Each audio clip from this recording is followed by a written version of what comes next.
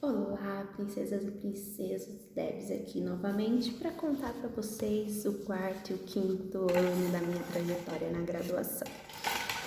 Então vamos lá, quarto ano, depois daquelas frustrações começarem, daquelas dependências começarem a ser acumuladas, então teoricamente estaríamos o que? Na reta final da graduação. Porém, como nem tudo são rosas, devido às dependências, algumas matérias da grade curricular não foram liberadas, por conta de que eu precisava estar sem as dependências para poder dar continuidade na grade normalmente, né? E aí com isso começaram mais frustrações. Eu fiquei com medo do financiamento não dar para mim poder terminar e me formar, dele não cobrir todo o período que ainda me faltava percorrer, né, até a conclusão do curso. Porém, deu tudo certo no final, mas não foi a minha reta final. Né? Digamos que o quarto e quinto ano não terminou ali para mim, porque ficou faltando eliminar todas as dependências para poder o sistema liberar os meus estágios e a entrega do meu TCC. Tema de TCC eu já tinha ali uma ideia do que eu queria fazer, tudo, então eu já estava preparada, vamos dizer, para essa fase final, porém ainda tinha uma trajetória para percorrer. E o sistema da faculdade que eu escolhi, ela só liberava 7 dependências por semestre. E na época do quarto para o quinto ano, eu tinha uma média de 16 dependências. Então, eu tinha um percurso ainda a percorrer. E devido às minhas frustrações, minha condição emocional, psicológica, eu repeti as matérias que eu já havia repetido. Então, eu fiquei cursando durante 2, 3 semestres a mesma matéria por não conseguir passar.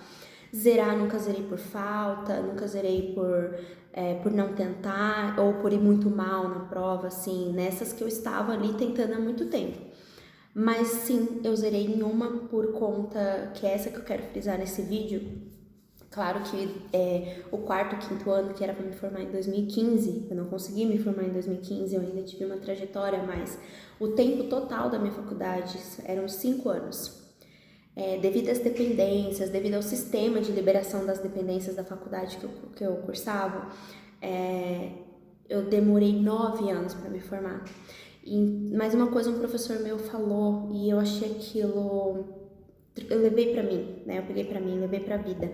Não importa quantas vezes você tenha que repetir aquela matéria, porque aquilo só vai fortalecer o seu conhecimento, porque você vai estudar tanto, você vai tirar até dúvidas que você achou que não tinha, né?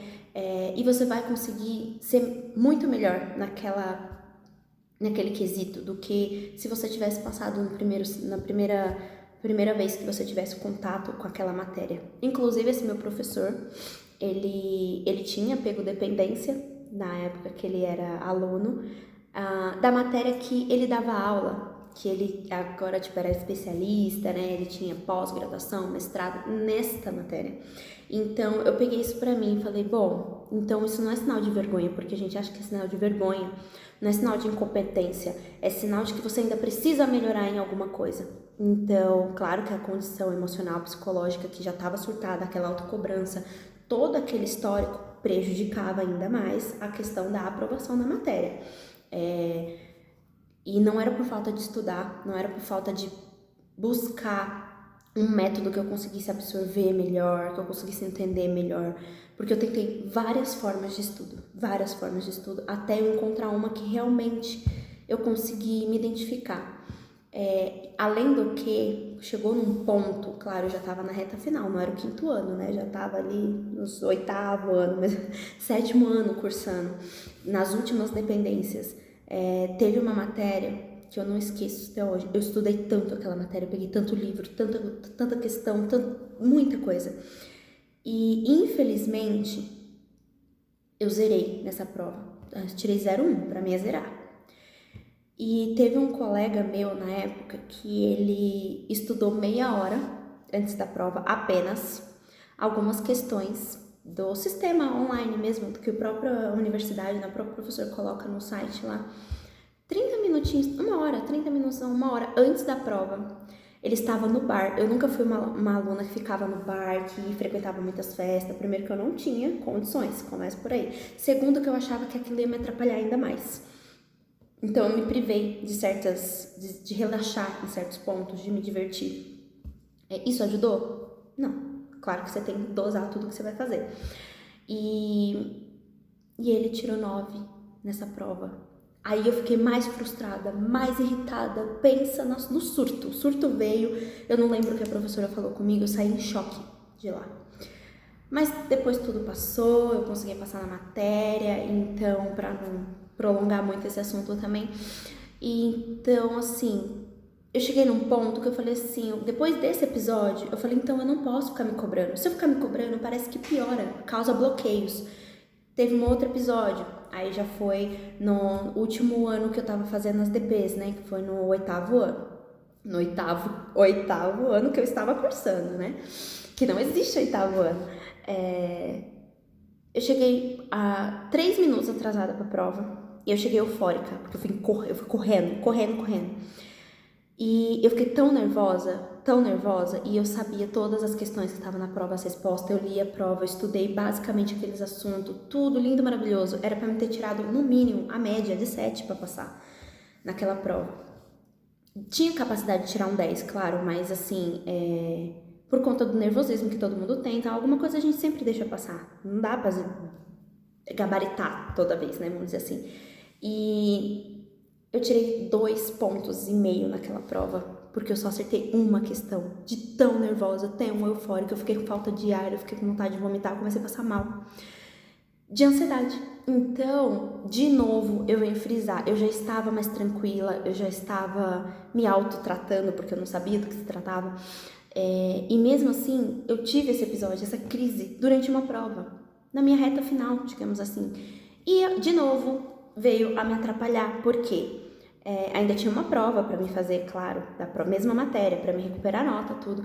Mas, de novo, um bloqueio que me prejudicou, foi uma crise no meio da prova. Então, tudo isso, gente, eu tô contando aqui para vocês para que vocês se conscientizem de que depressão e ansiedade são coisas sérias.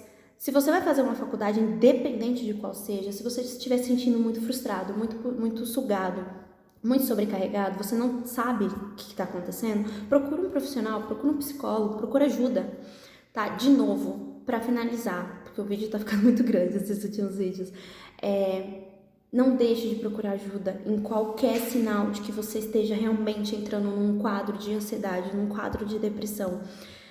Nesses últimos anos, depois da primeira vez que eu pensei em me suicidar no final do 3º ano, eu tive mais 2 crises, mais 2 vezes eu pensei em me suicidar durante essa última parte da minha trajetória.